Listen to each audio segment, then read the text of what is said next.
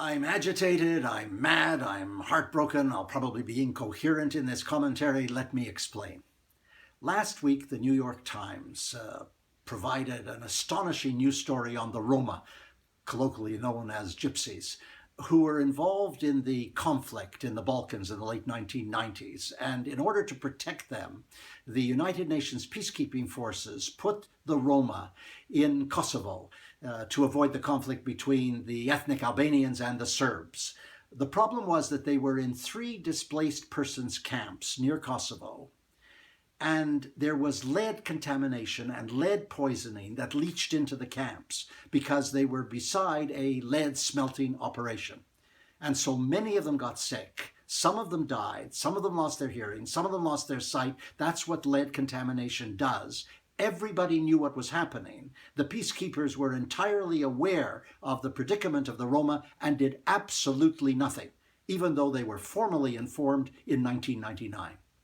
Well, from that day to this, nothing happened, even though the Roma were constantly seeking compensation, until last year, apparently, we've just learned, in February, a group of human rights authorities wrote to the Secretary General, said they had been studying the situation, provided a report, which apparently the UN had asked for, indicating that an apology should be issued and compensation should be provided. There were only 500 Roma involved, and perhaps it would amount to $10 million. And the United Nations, of course, sat on the report. We never hear about it until it emerges in the New York Times. It's the old business of being paranoid about hiding behind immunity and never admitting accountability. And there's a direct analogy, as everyone knows, with what happened in Haiti.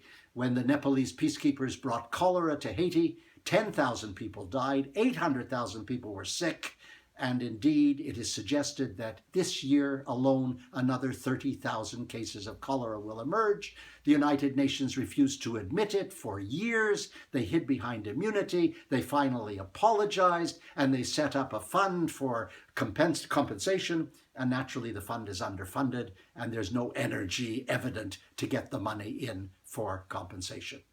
What is wrong with the UN? These aren't factors that are imposed on them from outside. These are things which the UN has done to itself. There's no reason in the world why they can't be corrected. We need the UN. That's why I have these sort of heartbroken moments.